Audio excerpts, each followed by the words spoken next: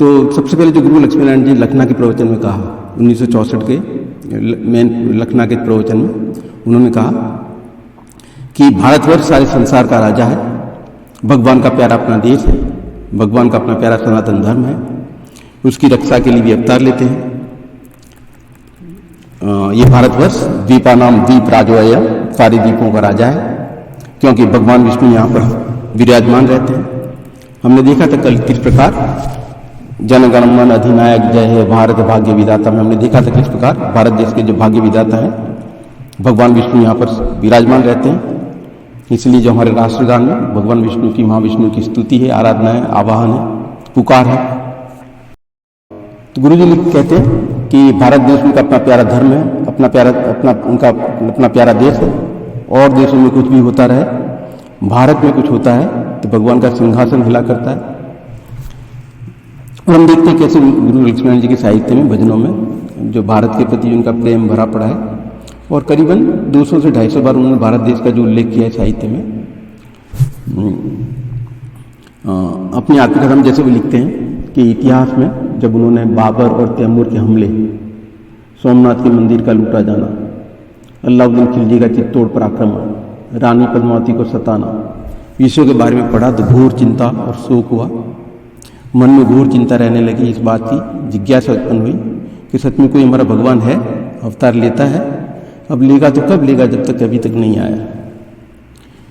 इस असमंजस में था कि मैं अपना जीवन किस बढ़िया से बढ़िया मार्ग, बढ़िया से बढ़िया काम में लगाऊं। तो भगवान से रो को प्रार्थना किया करता था कि भगवान आप ऐसे हैं भी कि नहीं, जैसे रामायण भागवत में लिखे हैं तो अवतार होना चाहिए। राम अवतार के समय के पृथ्वी के भार से, कृष्ण अवतार के पृथ्वी के भार से इस समय का भार क्या कुछ कम है। एक दिन रो कर भगवान से प्रार्थना करी, ये भगवान यदि आप ऐसे ही हैं जैसे श्रीमद् भागवत और रामायण में वर्णित है तो मुझे निश्चय करा दीजिए। सर्वदा युग में धर्म की रक्षा के लिए आप अवतार लेते आए हैं, अब भी अधर्म बढ़ा हुआ है, गौ हत्या हो रही है जिसको रामायण पुराणों में महापाप लिखा है। पहले के शासक भी गौ हत्यारे थे, अब जो भी शासन कर रहे हैं वे भी गौओं के हत्यारे हैं। ऐसे समय में भी आपने अवतार न लिया तो इसका क्या प्रमाण है, आपने पहले अवतार लिया था और आपको धर्म प्यारा है। और फिर धर्म का सम्मान संसार में कैसे रहेगा और कब तक रहेगा। हे नाथ मुझे मार दीजिए। तो उस समय जो क्रांतिकारी संपर्क में आए तो लिखते हैं कि अवध बिहारी के विचारों का प्रभाव पड़ने लगा। अवध बिहारी जी ने कहा देश का काम करना चाहिए, देश में से विदेशी विधर्मियों को निकालना है, अपने देश की उन्नति करनी है, हमारे वीरों का इतिहास पढ़ना और पढ़ाना है, देश के नौजवानों को क्रांति के लिए तैयार करना है, देश के काम के लिए जीवन को समर्पण करना है। हम लोग बीज की तरह गल जाएंगे तो हमारे बलिदान के प्रभाव से काम करने वाले अगाड़ी पैदा होंगे। तो सोचा कि बस जीवन को इसी काम में लगाना है, यही काम सबसे बढ़िया है। तो उस समय जो उनके मन के जो भाव थे, उनकी प्रार्थना थी कि हे नाथ सारा संसार इस भार से मुझे बड़ी यंत्रणा है, बड़ा कष्ट है, भारत की पराधीनता की बेड़ियां ही मेरी बेड़ियां हैं, हिंदू धर्म का और भारत का अपमान ही मेरा अपमान है। तो इसके फलस्वरूप जो गुरु लक्ष्मीनारायण जी कल्कि भगवान ने उनको बालमुकुंज से संपर्क करवाया, बालमुकुंज को आदेश दिया गुरु लक्ष्मीनारायण जी को कल्कि नाम देने के लिए, और उनकी जो मुलाकात हुई तो बालमुकुंज जी ने बड़ी दृढ़ता के साथ आश्वासन दिया ये सब बातें सुनकर कि जो तुम चाह रहे हो वही सत्य है, वही भगवान को प्रिय है। हिंदू धर्म के गौओं के अपमानकारियों का संहार चला आ रहा है। चारों युगों के रामायण महाभारतकालीन प्राचीन ऋषि मुनि देवताओं के भक्तों को नए सिरे से भक्ति सीखने के लिए जन्म दे दिए गए हैं। उन पर जो कष्ट पड़ेंगे उनके कष्टों से, उनके भजन पूजन प्रकार से लाखों वर्ष की लंबी अवधि वाला कलयुग सूली का कांटा बनकर कट जाएगा।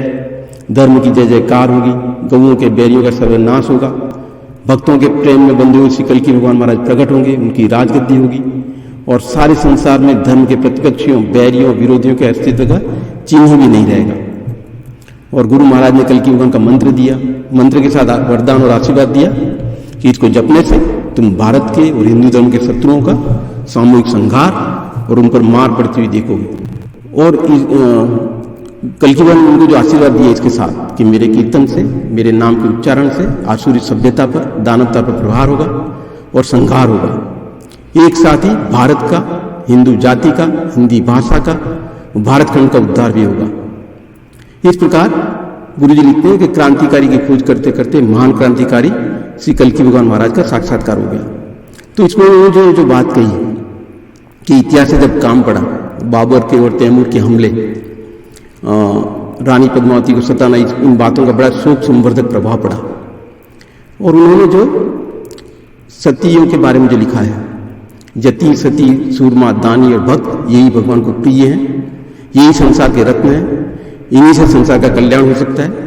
और हमने कल देखा था किस प्रकार पिछले 5000 वर्षों में, विशेषकर पिछले 1500 वर्ष में इस्लाम के आक्रमण के बाद की जो परिस्थिति थी, उसमें किस प्रकार भगवान विष्णु के, महाविष्णु के प्रभाव से, लीला के उसमें किस प्रकार इस देश पर यति सती सूरमा दानी भक्तों का आगमन हुआ।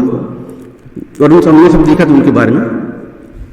और गुरु जी यही चीज को लिखते हैं ये भजन में, ऋषि मुनि योगी संत तपस्वी सिद्ध साधु गुण ज्ञान निधान, यति सती सुर रणसूर और दानी वसुधा के रत्न महान। और एक लेख में उन्होंने लिखा, हमारा इतिहास यति सती प्रतिव्रता सूरमा दानी और भक्तों का इतिहास है, यही हमारी संस्कृति है, यही हमारा सर्वस्व है। हमारा इतिहास हमारे यहाँ की देवियों को, समाशील संतोष की मूर्तियाँ, लक्ष्मी, पार्वती, दमयंती, सावित्री, रानी झांसी, अहिल्याबाई, रानी भवानी, इनकी प्रतिमूर्ति बनाता है। इन्हीं के पाठ से भगवान विष्णु प्रसन्न होते हैं। तो इस पार्श्व भूमिका के साथ में एक जो वीडियो है, आगे की जो भजन है उसके पहले, और ये वीडियो आप देख चुके हैं, पर चूंकि इन चीज़ों का बार बार देखना शायद जरूरी है समझने के लिए कि पिछले 1-2 हज़ार वर्षों में क्या हुआ इस भारत भूमि पर, और क्यों कल के भगवान की पुकार अत्यंत आवश्यक है। क्योंकि आगे का भविष्य भी कुछ जो परिस्थितियाँ हैं, अंतर्राष्ट्रीय परिस्थितियाँ, उससे कल की भगवान का पुकार, उनका आना और सत्युग से भगवान का प्राकट्य बहुत ही आवश्यक जो है